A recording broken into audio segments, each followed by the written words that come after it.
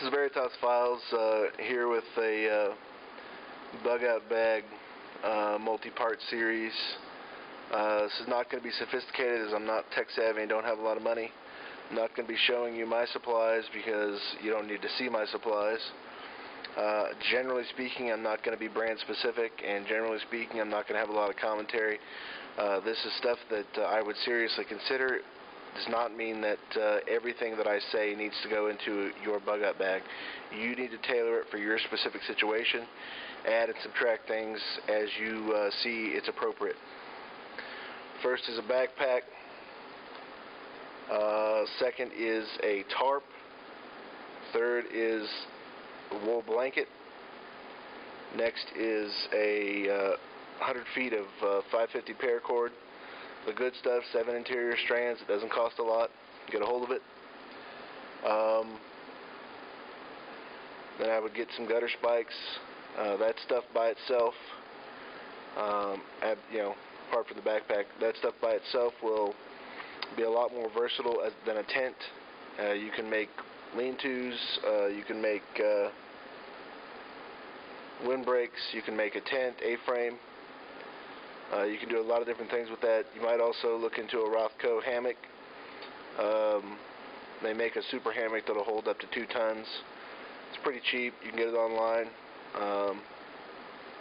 If you don't like sleeping on the ground and you can't handle a wool blanket, might be a good alternative. If you don't want to do a wool blanket, though, you can also do a fleece blanket. Just make sure it's something like 60 by 80 inches. You need something that'll actually cover you. I would have a good machete. My personal favorite is K-bar.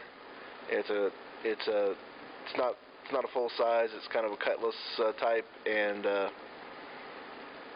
it's only about, I think, 15 inches or something. But excellent quality. Keeps its edge pretty well. Same thing. I would have a knife. The Becker Companion's the one that I chose, but you guys can go with whatever you want. Tom Brown Tracker is great, but I don't know anybody that can afford to spend, anybody in my set that can afford to spend $200 on a knife. So I wouldn't go there, but it's a great knife. They're all, there's a lot about there. You just have to decide which one's right for you. I would have myself a good folding knife, and I would try to get one that was at least 4 inches long. I know a lot of people don't want to carry one that big, but I would. Make sure it's made out of high quality steel, and carry a knife sharpener with you. That's always a necessity when you're out. And I'm not thinking of long-term survival, months or years, using this bag. I'm thinking of days, weeks, maybe a month or two, if you have to, trying to get from one location to another, or subsisting until things calm down. Whatever the case, this is meant short-term, not long-term, but it needs to last you for a while. In that case, I wouldn't go for low-quality stuff, even if you don't have a lot of money like me. I would be disciplined, save up some money, and buy the higher quality stuff. I'm not saying you need to buy top of the line, but you need to go for at least mid-range, okay? Next, I would probably either put together your own little survival kit, or go ahead and buy one. Adventure Medical makes a good one. They're just helpful to have. They can be kept in your pocket. They're small, and they can be a backup to if you lose some of your stuff. And it's just a good practice.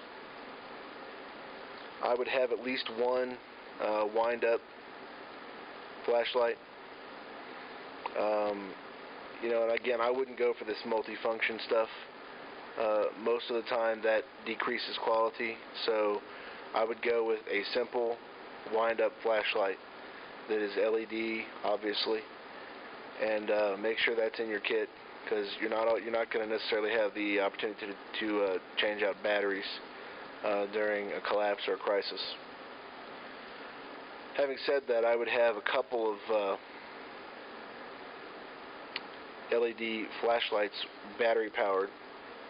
You can decide on the sizes, and for the money, mag light, those little mag lights you can find at Walmart for $25. They have 2 and 3 cell types. those are good enough. I mean, yeah, you can go with Phoenix or Surefire or all these other ones that are out there that are high dollar, and they will outperform the Maglite. But in terms of just providing you light and somewhat of a distance, say 20 meters or 30 meters, the Maglite is sufficient, okay? But I would definitely have at least 2 of those, and I would have backup batteries for them. And by backup batteries, I don't mean just enough to replace the batteries, but I would probably buy a 16-pack of batteries, which, yes, I know adds weight, and keep those with you. You can decide whether you want 8, 16, or whatever, but I would definitely have backup batteries with you. You don't know how long you're going to be out there, and you may need light for a very long time, so consider it. You need a compass. Sort of goes without saying, but you'd be amazed at how many people don't take a compass with them when they go out. And if you're in one part of the state and you're trying to make it to another part of the state, you know, it may not be possible for you to just walk along the roadside. There's people looking for you, police and whatnot. You need to be able to be traveling through the woods, through fields, pastures, neighborhoods, whatever you need to do, and you'll need a compass to do that. Maps of your area and your state are also a good idea. Brunton makes a good compass, by the way, if you just need a basic compass. But beyond that, you know, you guys can decide. I would also have, I probably should have said this before, but I'd have an LED headlamp. You're not always going to need that, but it does free your hands up for your firearm, which, again, I would also have a firearm in the bag. And I would make that, you know, again, not your everyday carry firearm, but one that goes specifically in your bag.